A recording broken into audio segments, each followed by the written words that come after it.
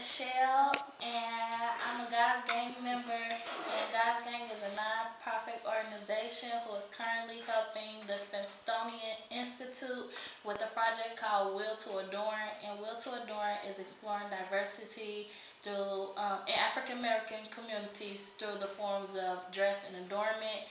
And we look for artists and artists who specializes in dress and adornment for African American people.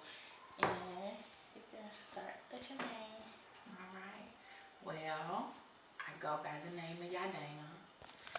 I was born and raised here in Chicago. I'm a playwright. I get plays all over the city, murder mystery dinners, somebody dropped dead, crowd gotta figure out who did it. And thank you very much for being here today. You're welcome. What does Yahdna mean? Yahdna means the great I am has descended. It was given to me by my teacher years ago. Okay. What encouraged your hairstyle? My hairstyle, I wanted something different. At the time, I was pregnant with my firstborn, and I knew I needed something drastic. I needed to make a drastic change, so it was my hair. I wore my hair natural for maybe about 4 or 5 years before I got them locked up. And then I saw Lauren Hill with hers, and I thought it was super cool. So I went on here and got my hair locked up, and I got to studying natural hair. I found out that our hair have electromagnetic frequencies that coincide with the sun. And yeah, I got it, I kept it, and I love my hair. What about the red piece? The red piece that's in your hair. Hair is yarn. It's red, black, and green. I got it for Black History Month. You know, the RBG colors representing the birth of Marcus Garvey. So it's been in here ever since. Okay. And I yeah, I love my hair. Yeah. What about your sense of style? What encouraged this look today? This look today, well, I got my Chucks on. They super comfortable, right? I love black. It's super mysterious. It's cool to me. When black is hot to others, it's cool to me. Black is creepy to me. So good. My carver. I wear carver quite often. It is a conductor of energy. In Numbers 21, Moses healed the children of Israel from this pole that God told him to make. And on top of the pole, it was a fiery serpent made of brass. And when you search the word brass, it was copper. So that's why I keep copper on and around me all of the time. Okay. And they also use copper. Right, it's a conductor for electricity, so you have them in your wires and all that good stuff. What does your sense of style say about you? As a person? Well,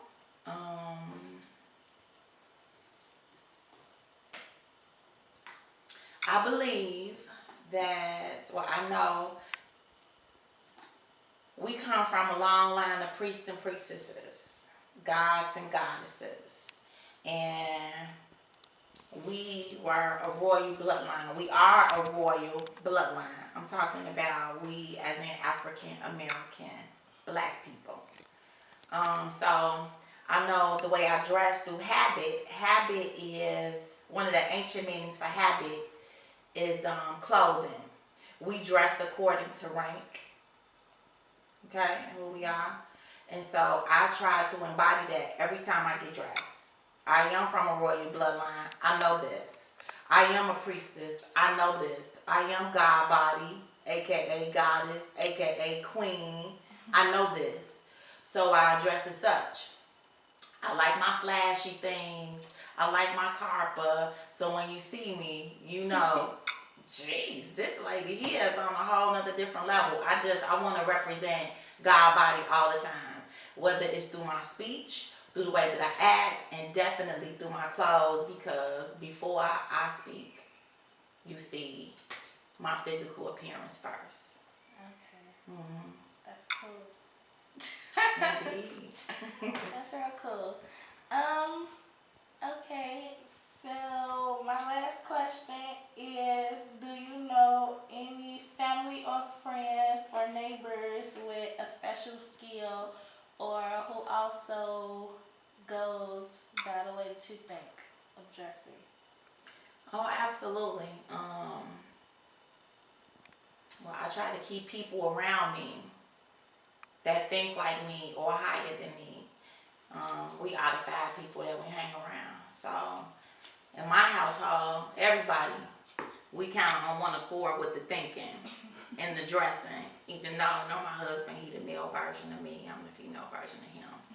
And so my sisters and Ryan, because I'm a poet, and I get down on the mic sometime. But I like to keep them around me with the same sense of style. So we could kind of, when we form Voltron and we come together, whether it's at a barbecue, on stage, I am super powerful by myself.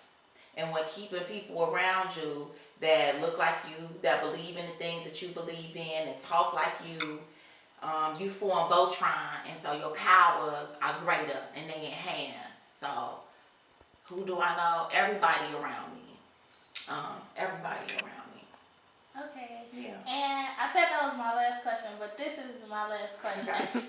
You're a poet, so do you think that adornment plays a role in what you speak about?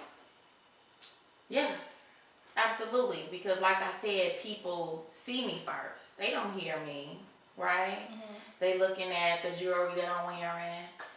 They looking at the clothes I have on. They decide before they hear me whether or not they're going to hear me. Mm-hmm. Okay? And then just in case they don't decide to hear me, I got to make sure what's coming out is super powerful to stop them so they can pay attention. Mm-hmm. Okay. Thank you. Okay. For doing this with me. No problem. Give me a hug. Mm-hmm.